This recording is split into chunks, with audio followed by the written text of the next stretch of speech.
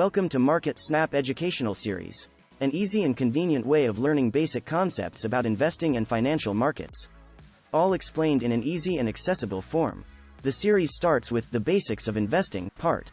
In this fourth video, we will learn about the psychology of investing. What is the psychology of investing? The psychology of investing is the study of how our emotions and biases affect our investment decisions. Our minds are complex, and our psychological biases can have a big impact on our financial choices. Common psychological biases in investing. Here are some common psychological biases that affect investors. Confirmation bias. This is when we seek out and favor information that confirms our existing beliefs and ignore information that contradicts them. For example, if we believe that a particular stock is a good investment, we may be more likely to pay attention to positive news about the company and ignore negative news. Confirmation bias can also affect the investing media as a whole. When a stock is doing poorly, the news about the company is often negative, even if the company's fundamentals haven't changed. This can make even the best companies look like they're badly managed, and going to zero, funnily enough exactly when they are at sale, and you can buy them at a discount price.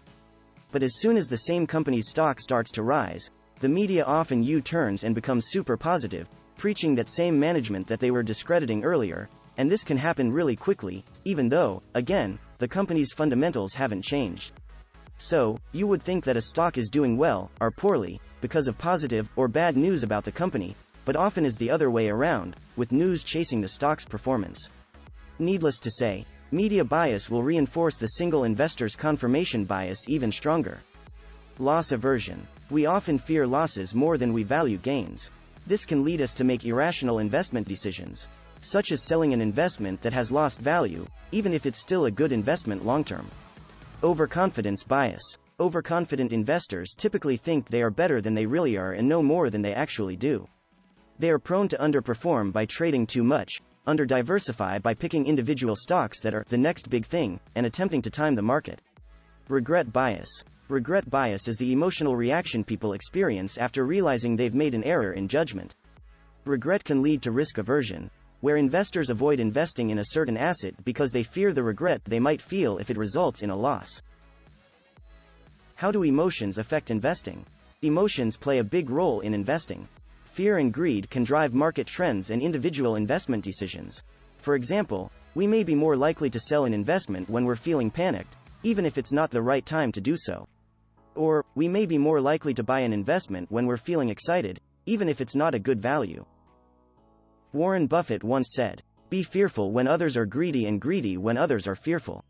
Strategies to overcome psychological biases. Overcoming investing psychological biases involves a combination of awareness, education, and discipline strategy. Here are some steps you can take. 1. Acceptance. Recognize that you have cognitive biases. This is the first step towards overcoming them. 2. Education. Learn about these biases and how they impact your decision-making process. 3. Practice. Consciously consider how your bias is affecting you when making decisions. For instance, overconfident investors often trade more frequently and fail to diversify their portfolios appropriately. 4. Strategy. Create an investing strategy and stick to it. This can help you avoid making decisions based on emotion or bias. For example, setting pre-commitment rules of when one should sell a losing stock can help you make rational decisions even in an emotionally charged state. Don't worry, if you don't know how to pick an investment strategy, and you're new to the channel, I did a dedicated video that can help you with that. It's called, How to Choose Your Investment Strategy, always within the basics of investing. And by the way, before we keep rolling with the rest of the video, don't forget to subscribe to the channel, so you won't miss new episodes. 5. Perspective. Try to view your situation from an outsider's perspective. What advice would you give someone else in your situation? This can help you make more objective decisions. 6. Patience. Remember that investing is a long-term game. You need to have the time to ride out the ups and downs of the market. 7. Avoid trend chasing. In investing, as in any other aspect of life, herding behavior is difficult to detach from humans because it is a deeply ingrained evolutionary trait. Humans have evolved to be social creatures, and we are wired to conform to the behavior of the group. This helped us to survive in the past, when we were more vulnerable to predators and other dangers. However, herding behavior can also lead us to make poor decisions, especially in investing. In fact, it is also one of the main factors that leads the market to bubbles, when combined with other factors. When investors see other investors buying a particular asset, they are more likely to buy that asset themselves, even if they don't fully understand why it is going up in price. This can lead to a self-reinforcing cycle, where the more people buy the asset, the higher the price goes, and the more people want to buy it. At this stage of the bubble, FOMO, the strongest of the human herding instincts, emerges, fear of missing out. To illustrate how bad of a financial decision it can be to invest at peak FOMO, let's look at the example of the dot-com bubble. Back then, every investor was betting on the internet revolution, believing that it would be the future. And they were right, but they didn't realize how much they were paying for that promise of future earnings. Not only most companies were overvalued, many of the dot-com companies that went public were unprofitable. Investors were so excited about the potential of the internet that they were willing to invest in companies that had no clear business model or path to profitability. The dot-com bubble burst in 2000, and the internet didn't become a mass-used infrastructure until several years later. Only 5% of dot-com companies that went public between 1999 and 2000 were still in business by 2004. Meantime, the Nasdaq fell by 78% from its peak in March 2000, to its trough in October 2002.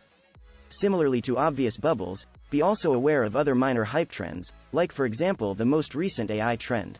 Like before that was the EV trend in 2021, where everyone was chasing the next Tesla, or before that was the fintech hype, the cloud hype, the 3D printing, the gaming, the crypto, and so on. For each trend there will always be someone chasing the next big company, ready to explode to the moon, but remember, most of the time it will be the next money loser.